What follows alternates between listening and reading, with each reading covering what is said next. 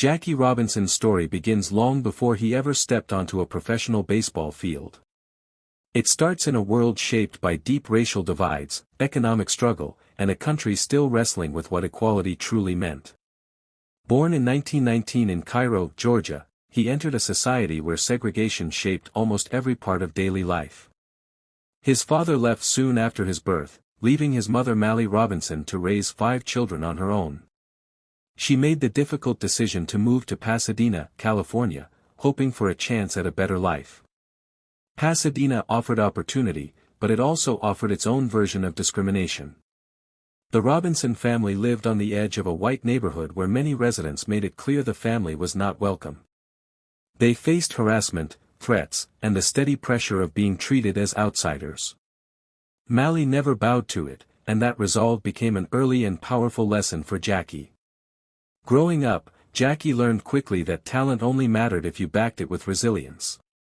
He found comfort and purpose in sports, and he played nearly everything he could: football, basketball, baseball, track.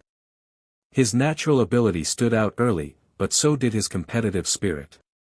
People noticed the way he moved, the way he anticipated plays, and the way he stayed calm even as opponents tried to provoke him. He understood that being a young black athlete meant being targeted, but instead of shrinking from it, he learned to channel his anger into control. That discipline would later become one of the most important parts of his journey. At John Muir High School, Jackie's athletic gifts became impossible to ignore. Coaches relied on him, fans celebrated him, and teammates respected him. But even as he became a standout athlete, he still felt the weight of a world unwilling to treat him as equal. His brother Mac, who had won a silver medal at the 1936 Olympics alongside Jesse Owens, showed Jackie what discipline and hard work could do, but also how limited opportunities still were for Black Americans, no matter how gifted. That contrast shaped Jackie's understanding of success: you had to be twice as good to earn half the recognition. When he arrived at Pasadena Junior College, Jackie continued to excel. He played football, basketball, baseball, and ran track. In every sport, he became one of the best in the region. Local newspapers began writing about him, often emphasizing his poise under pressure. But behind those stories were frequent challenges. He endured racist taunts from opponents, questionable officiating, and crowds that sometimes turned hostile. Yet he persevered, mastering something that would define him later: the ability to answer hate with performance, not retaliation. That would become the foundation for the self-control he would need when breaking baseball's color barrier. UCLA recognized his talent and recruited him. There, Jackie made history by becoming the first athlete in school history to letter. When Jackie Robinson finally received the call that he would join the Brooklyn Dodgers for the 1947 season, it marked a turning point not only in his life but in American history. The announcement carried a weight that few athletes had ever faced. He would become the first black player in Major League Baseball in the modern era. Every step he took, every pitch he faced, every mistake he made, and every success he earned would be judged through a national lens. Some people saw him as a symbol of hope. Others viewed him as a threat to a system they wanted to preserve. Jackie understood that he was walking into a storm, but he also knew that generations of players before him had dreamed of this moment. He was carrying their hopes, their sacrifices, and their unrealized careers with him. On April 15, 1947, Jackie took the field for the Dodgers at Ebbets Field. The stadium buzzed with anticipation. Some fans cheered, but others came with signs filled with racial slurs. Jackie didn't respond to any of it. He walked onto the diamond with a steady calm, wearing number 42. His presence alone was enough to shake the baseball world. Players on opposing teams tried to intimidate him. Some pitchers threw at him deliberately. Others spit near him or taunted him constantly.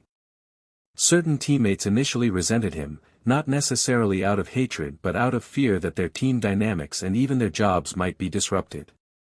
The early weeks of the season were some of the most difficult days Jackie would face. The pressure was relentless. He played through insults that echoed from the stands, threats mailed to the Dodgers office, and attempts by opponents to spark confrontation. But Jackie made good on the promise he had given Branch Rickey. He never retaliated. Instead, he answered with disciplined play. His speed on the bases became a weapon teams struggled to counter. His daring steals disrupted pitchers and forced errors. His ability to stretch singles into doubles and capitalize on defensive lapses brought a new dimension to the Dodgers' offense. He turned tension into opportunity, using the hostility around him to sharpen his focus. As the season progressed, Jackie's value became undeniable. Fans who once doubted him began to cheer for him. Some teammates who had been cold or distant grew to respect and even admire him. One moment that symbolized this shift came when teammate Pee Wee Reese, the Dodgers shortstop and a respected figure in the clubhouse, walked over during a game in Cincinnati and put his arm around Jackie in front of the crowd. It was a simple gesture, but at that time and place, it carried enormous meaning. It signaled unity and support, and it challenged the anger coming from the stands. The moment became one of the most iconic images in sports history because it captured what Jackie's presence had begun to change. By the end of his rookie season, Jackie's performance spoke louder than any critic. He hit .297, stole 29 bases, scored. As Jackie Robinson moved into the final years of his career, he carried the wear of a man who had fought on and off the field for nearly a decade.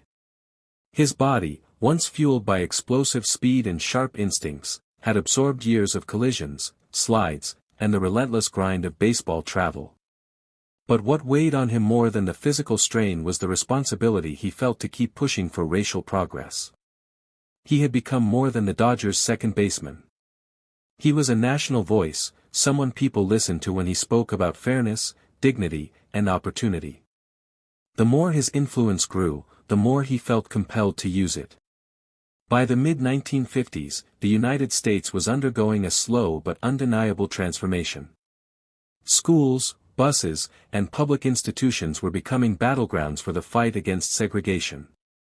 Jackie watched these events closely.